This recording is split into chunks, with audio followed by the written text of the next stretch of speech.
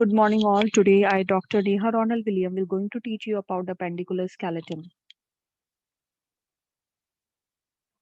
The appendicular skeleton consists of bones of two upper limbs and two lower limbs. The upper limbs or arms are meant for handling the object, performing different types of work and movement. The lower limbs or legs perform locomotion, maintain posture, and give stability to the trunk. The upper limb, it consists of bones of shoulder, upper arm, forearm, wrist, and finger. Clavicle and scapula form the pectoral or shoulder girdle. Humerus is the bone of upper arm. Ulna and radius are two parallel bones of the forearm, eight carpal or wrist bones arranged in two rows, each of four bones. They are followed by five metacarpal bones. There are 14 phalanges, which include the for each finger and two for the thumb. The scapula, it is a large flat bone which contributes to the wide range of movement of the upper limb. The anterior surface of the scapula is slightly hollowed out in conformity with the ribs or which on which it overlies. The posterior surface is slightly convex and is divided into two unequal parts by a large ridge known as the spine of the scapula. The smaller upper part is the supraspinous fossa, and the larger area below is the infraspinous fossa. The larger irregular mass of bone which projects forward from the outer end of the upper border of the scapula is known as choroid process. There is a smooth, shallow, pear-shaped cavity at the lateral angle of the scapula called glenoid cavity. It is a cavity where the head of humerus articulates with scapula to form shoulder joint. The clavicle, it is a long bone without a marrow cavity. It is situated just beneath the skin at the root of the neck. It acts as a weight-bearing strut or brace for the shoulder and allow the arm to swing clear of the trunk. This bone usually breaks at the junction of the two curves. The humerus, it is a long bone of upper limb. It consists of a shaft and expanded upper and lower extremities. Medially, the upper end bears a rounded head and forms a ball and socket joint with the glenoid cavity of the scapula. The upper extremity of the humerus bears a prominence called the greater tuberosity, and in front of this is the lesser tuberosity.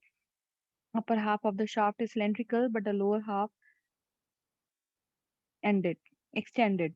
Protuberance from the medial and lateral borders of the l- lower extremity of the bones are known respectively as the medial and lateral epicondyles. A pulley-shaped surface at the medial portion is known as trochlea. It articulates with the trochlear notch of the ulna. A rounded convex projection at the lateral portion is capitulum, and it articulates with the head of the radius. Just above the articular surface, deep depression are present. Both anterior surfaces of coronoid fossa, into which the coronoid process of the ulna fits when the elbow is flexed, and on the posterior surface is a larger occlusal fossa for the occlusal process of the ulna when elbow is extended. The radius, it is the lateral bone of the forearm, long bone with a shaft and expanded extremities. Smaller upper end of the radius consists of head, neck, and tuberosity. Head articulates with the capitulum and neck articulates with the radial notch of the ulna, and tuberosity is for the insertion of the tendon of the Bicos muscle. The shaft of radius has a sharp medial border facing the ulna. The lower extremity of the radius has an articular surface, and at the lateral end of the surface is a downward projection of bone known as styloid process. The ulna, it is the medial bone of the forearm and is slightly longer than the radius. It consists of shaft, upper and lower extremities. Upper end of ulna is expanded, strong and hook like structure with a large C-shaped cavity known as trochlear notch. Adjacent to this notch is a large mass of bone called Orlean process. The floor of trochlear notch projects forward in a process known as the coronoid process. The shaft of the ulna becomes thin as it passes downward, but at the lower end, it expands and form the head at the extreme lower end of the ulna. On its medial side, there is a small downward process called a styloid process. Bone of the wrist and hand.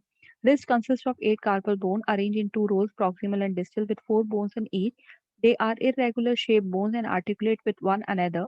They are held in position by ligament. The name of carpal are siphonoid, lunate, triquetral, pisiform, trapezium, trapezoid, capitate, and hamate. The carpal bones are the bones of the palm. They are the long bones at the base, shaft, and head. The base is articulate with the distal bone of carpal bones and the head with the proximal or the first row of phalanges. The phalanges are also long bones. Each finger has three phalanges, proximal, middle, and distal, except thumb, which has two phalanges.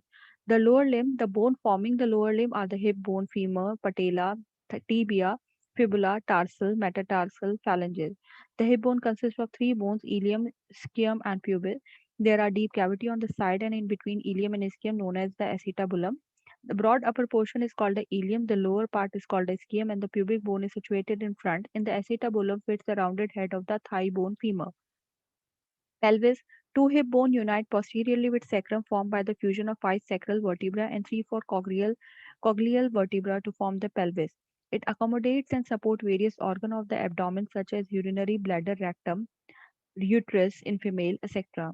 There are difference in size, shape, and angle of the male and female pelvis. This is due to the adaptation of the female pelvis for the structure needs associated with pregnancy and childbirth. The female pelvis is under and shallow than that of the male.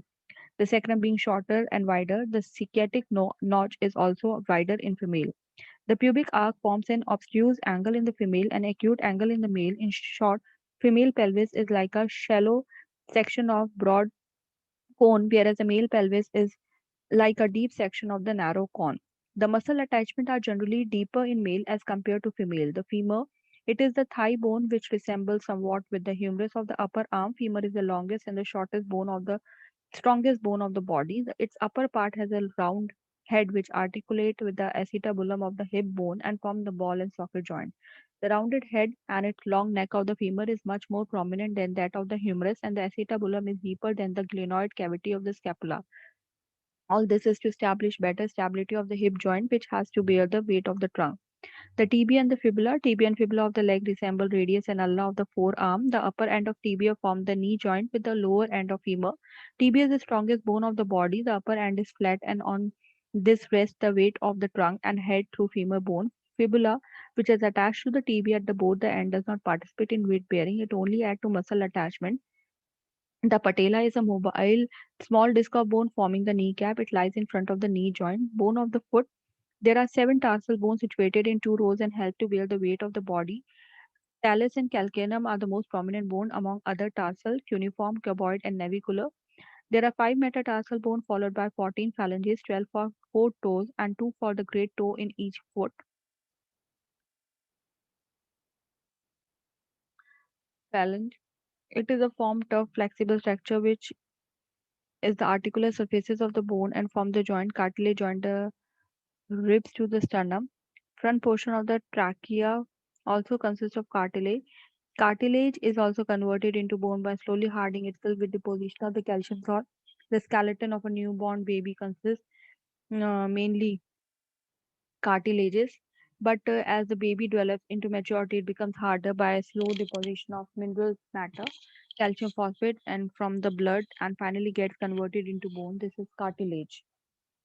Ligament, they are strong, flexible, white fibrous band. They bind the articular surfaces of the bone together. They help in the necessary freedom to the bone as well as protect the joint from external injury and the dislocation of the bone. The ligament are as rule elastic, but some are non-elastic also. Tendons are wide band which join the muscle with the bone, while ligament hold the bone together at joints and are inelastic.